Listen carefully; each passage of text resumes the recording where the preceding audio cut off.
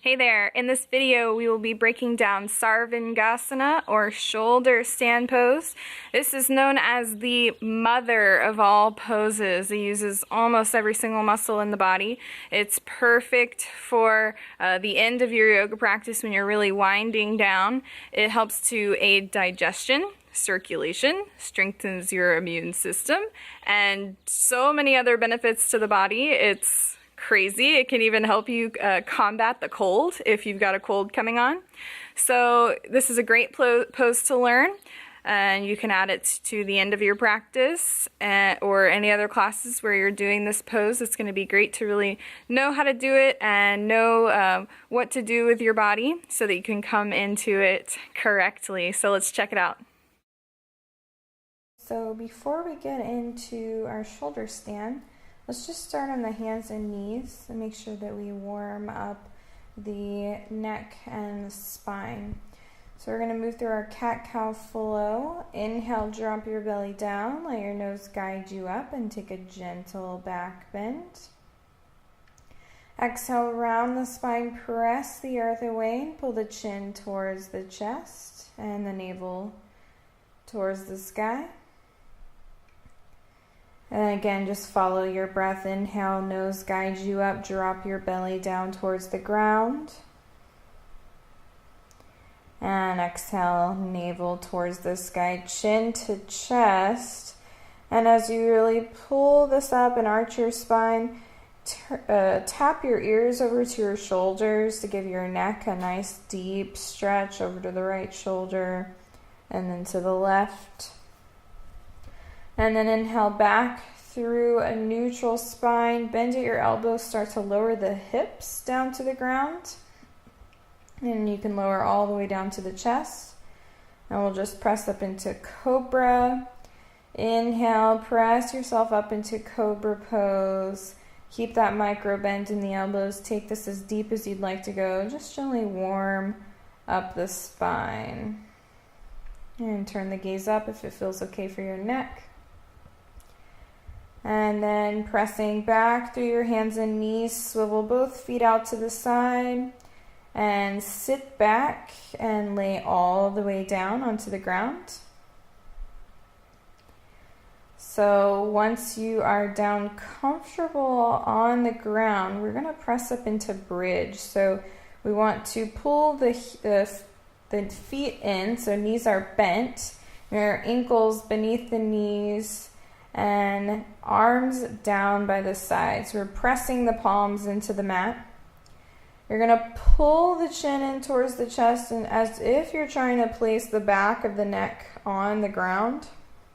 And we're going to just press up into bridge pose. And inhale, lift yourself up, lift the hips. Keep breathing, and we'll just hold for 3, 2, and 1. So we get a nice stretch in the neck. And then we're going to take our hands, interlace them behind the head. And inhale, just gently lift your head up. Keep the shoulder blades pressed down. Pull the chin in towards the chest. Stretch your neck, and then just gently shake your head no, side to side. And then gently release the back of the head back down to the earth. So moving into shoulder stand. Hands are going to stay pressed down by the side like how they were before we lifted up into bridge. And you're just going to bend at the knees, pull them in towards the chest.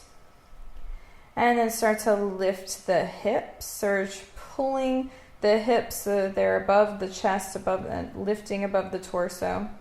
And then you're going to take your hands and place the hands on the low back. So placing the hands on the back, you're going to walk your hands up the back as you breathe. So walking the hands from the low back to the upper back, you're straightening out the spine. So as you are ready, once you kind of straighten out the spine, try to pull the knees back so that the knees are also straight.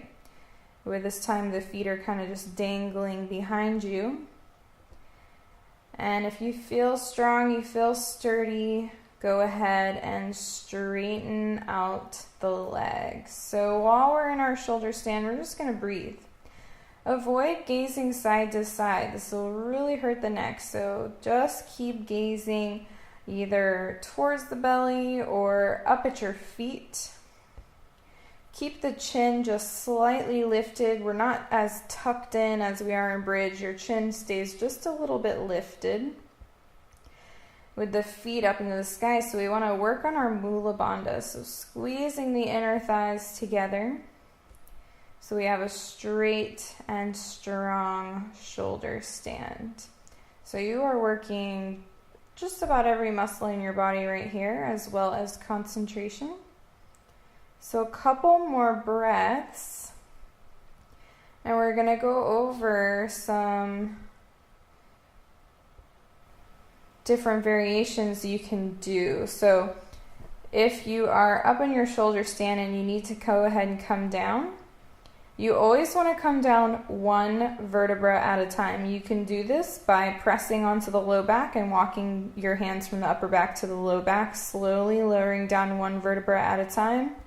Or you can just press your hands into the mat and lower down slowly, slowly, slowly. So that is how you come down out of your shoulder stand. So a few different things that you can add to a shoulder stand. So if you would like to come back up, you can, or just watch me. From your shoulder stand, you can send both feet behind the head. We want to tap the tops of the feet behind the head. This is Malasana. Halasana. Wrong letter there. So this is Halasana. And then from here, you can also bend at the knees, wrapping your knees around your ears. And this is Deaf Man's Pose, where you can grab behind the knee, behind the thigh, and keep pulling this in so you'll feel this nice rounding in the spine. So if you've been doing a lot of back bends, it's going to feel very good. And there's lots more different variations of shoulder stands, lots more places where we can play. You can come into lotus and place the hands on the knees. And then from your lotus, you can also pull knees in towards the chest. It's Garbha Pindasana. And then there's different ways to come out of it as well, just depending on your practice, which if I ever teach that, I'll go over it in class. Right now, we'll just stick to the basic shoulder stand. So if you came back up, make sure you lower down one vertebra at a time. And then knees in towards the chest, give yourself a hug. And then release. And that was our breakdown of shoulder stand. I hope you enjoyed this breakdown of shoulder stand. I hope that it really boosts your confidence as you come into this pose and also just out in your daily life. It's a great pose to add to your practice, and it's so beneficial to the body. So I hope that you enjoyed. Namaste.